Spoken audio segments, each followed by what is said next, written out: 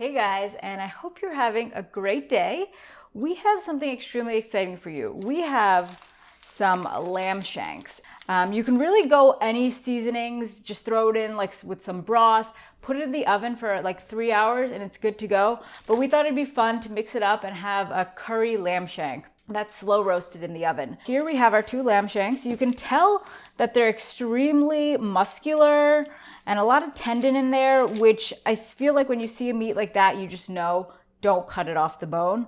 Like you want to slow roast this meat, whether it's on the stove or in the oven. So what we're gonna do first thing is we're gonna get a great brown sear on these guys and then pull them out of the Dutch oven we'll be cooking in. We're gonna cook in this guy. So if you don't have one of these, that's totally fine. Any pot or like pan you can cover with foil could go in the oven with these.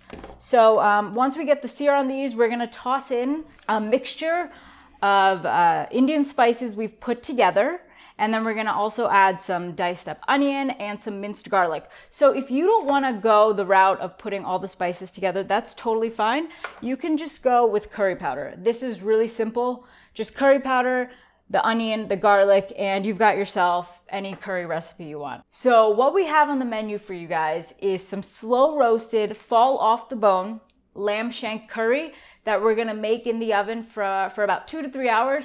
And we're also going to show you how to make some Indian naan, some garlic naan. So we'll show you how to get all that done and we'll see you back in a little bit. I'm gonna add about a tablespoon of ghee to the Dutch oven. You can also use coconut oil if that's what you have at home. Once you can tell the pan is hot, the oil will be smoking, you can just add the lamb shanks straight to it.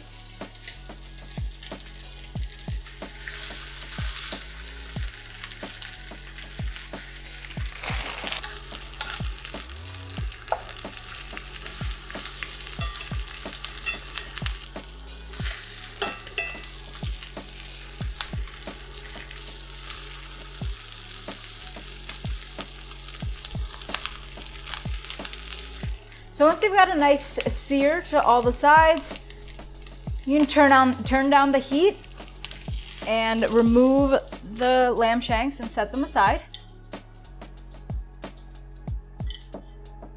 While you let the pan cool down, you can start to dice up some onion. A 1/4 cup is probably pretty good.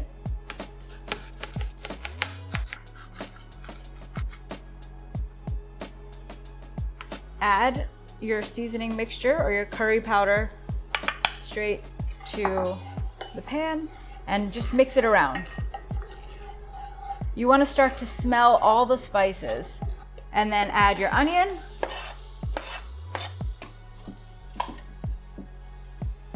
And 2 teaspoons minced garlic.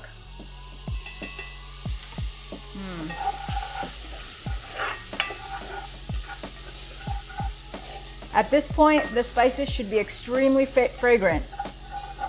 Once everything starts to mix around, I would place the lamb shanks back in.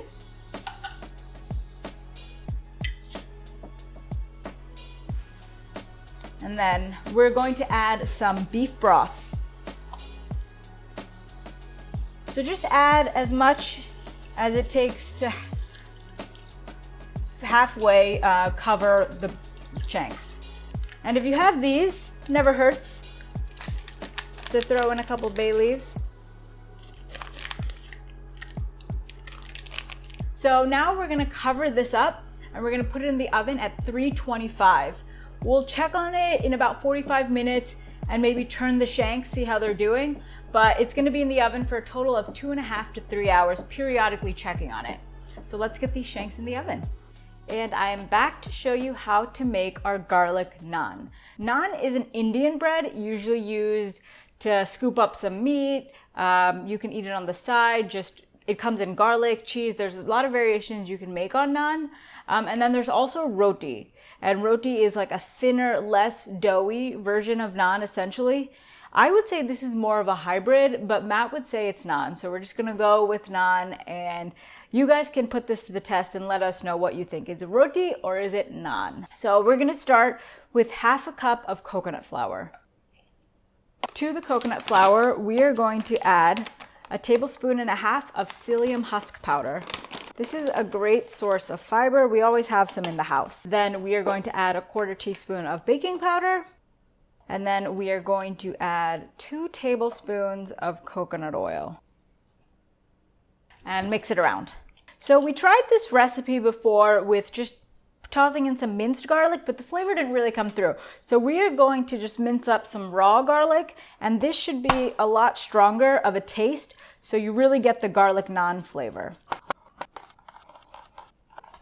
Okay, that looks good to me. So now we will add this. Just give it a nice stir. And now the secret to this is adding hot water. So I don't really know the science behind it, and I couldn't find it online to explain why the hot water makes such a difference in my mind. But even growing up, my mom always added hot water when making rotis or naans at home. So we'll start with a cup of water, and then you can always add water, but you can't take away. So we'll stir this.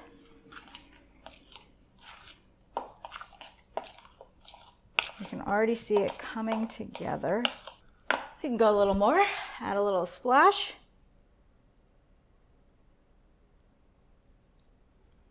You can see it like comes together like an actual dough, which is really nice. Okay, so now once you've created your dough, it should look like this. You can't really go wrong. We are gonna just let this sit for 10 minutes. So the dough has been sitting for about 10 minutes, 10 to 15 minutes, and it looks pretty similar to where we left it, but right now we're just gonna rip off a chunk. So as big or as small as you like. I go about that size. Morph it together as best as possible. It's not like normal dough, so it's not gonna like form a perfect circle. What I like to do though is get a little coconut oil and grease up my hands and press it out a little.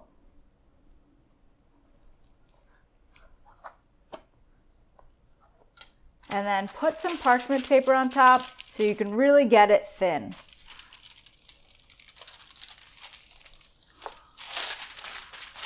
It's not as beautiful, but you know, it's still delicious.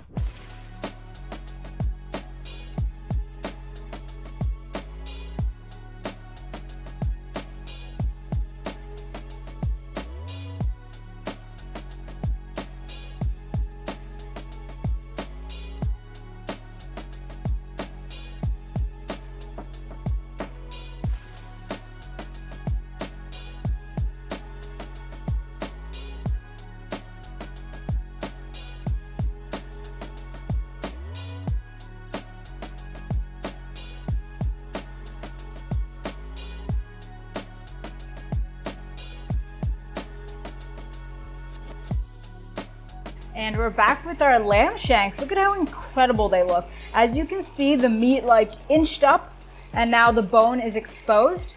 So this was in the oven for exactly 2 hours and 45 minutes. We checked on it about every 45 minutes and flipped the lamb shanks. And for the last 20 minutes, we put it in the oven with the lid off, and that helped reduce some of the sauce down. So now we're actually gonna pull the shanks out completely.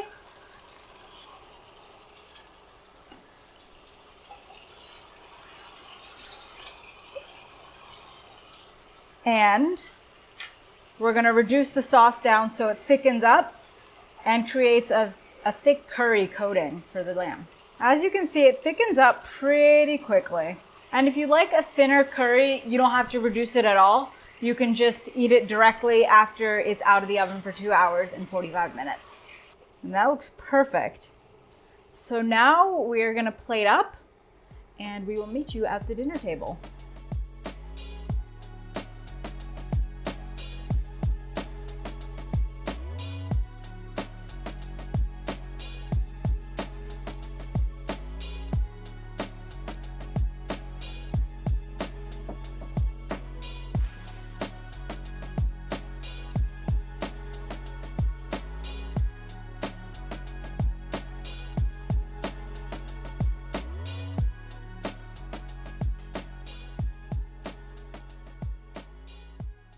We just took pictures, and this is part of the picture, but look at that bite. And I didn't have to, sorry, I'm so excited. I didn't even have to use a knife. You stuck the fork in and it just pulled right off. It's so tender right now. So I'm going to try some of it. Ooh. It just falls apart in your mouth. And do you know one thing I was planning on doing at first was rubbing the shanks in some like all the curry spices we'd used. But that's not even necessary because the spices are so strong, and when it's in the oven for as long as we put in the oven, it just penetrates the meat. So that goes for like most meats generally. So this is like the spice, the garam masala, the coriander, like you can hit all those notes just on your tongue. It's so good. I'm gonna actually try it with some naan. We have some leftover, some curry on the side. Look at that.